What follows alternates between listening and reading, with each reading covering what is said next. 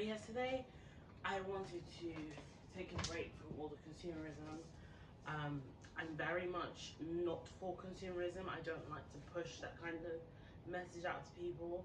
But I feel like it's just so easy to get sucked into that, you know, and I don't want to be sucked into it. So I'm going to take it back a bit. I'm going to begin with some advice, because I feel like I see a lot of things on YouTube, on TikTok, about how you can be successful in the entertainment industry, whether that be on YouTube, whether that be in music, in film, all kinds of things. Very frustrating when you're putting in so many hours and you're not seeing the results. And I've put up videos where I said, like, you know, on TikTok, for example, where I said I've been emailed like straight after my debut, which is true. I've been emailed by a big American CEO of a big streaming company to join something, and they did, and I went and joined it, and I thought that was going to be the thing that launched my career. But when you're doing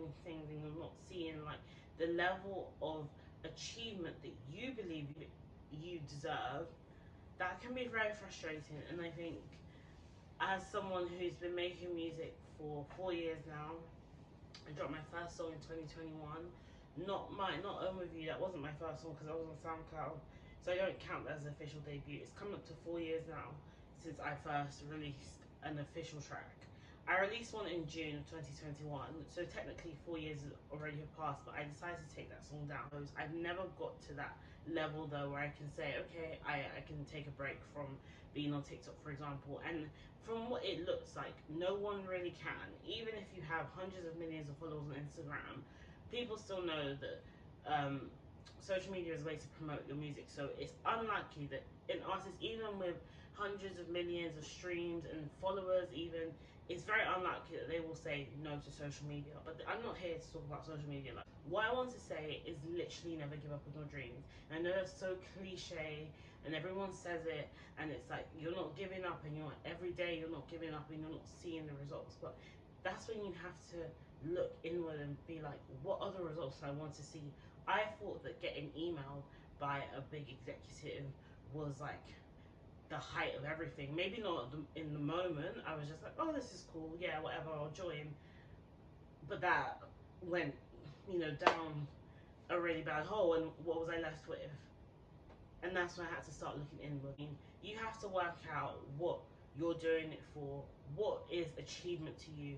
Is achievement to you putting out something that sounds like everything else, that's full of chopped ideas from everybody else? Or is achievement to you spending ages on just one project so you can post that and release that to the world? I haven't released music for nearly a year, until I released music just after 1 year anniversary of dropping Y. And when I dropped Y, I didn't really get much feedback, but some of the feedback I got was like so disheartening, and I was like, I don't know how I can go on. You have to work out why you're doing it, and that's also why I have to take a break from this consumerism every day. Like, buy this, do that, get this, that. They tried to force me to sign up to TikTok Shop. I must have clicked some button by accident.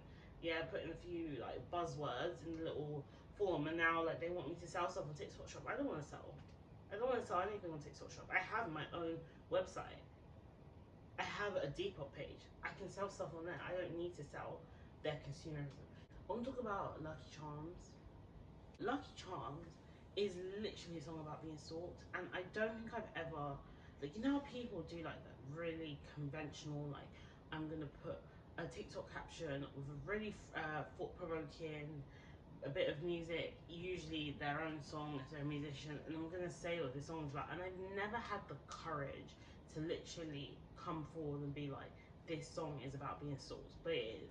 The whole song is literally about being stalked, being sexually assaulted, being harassed, being bullied, and it's advice. It's so hard to make music like that, and it's so hard to release music like that. But Lucky Charms is also like a message that, you know, things can get better, like just to close out the project, you know, which is, I feel like the notion of things can get better, that's like definitely at the start of the album, like maybe coming in more of like one day, and then it gets into like all the hype tracks and all the like, yeah, and blah blah blah, and then it fades out and phases out, and I feel like Lucky Charms was how I wanted to end it. Again, I was going to end it with Own With You, my pop remix, and I really battled to put in Why on the album, but I just felt like Why was, I mean, if you think Lucky Charms is slow, if you haven't heard Why is even slower than Lucky Charms, and it is a bit more, less summer-esque, like summer album-esque, so I didn't put that on there.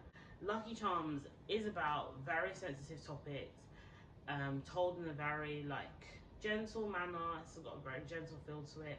So as much as being upbeat and punchy and vibrant and, you know, very dancey, Baby K, we also have some sentimental, gentle songs like One Day, like Lucky Charms.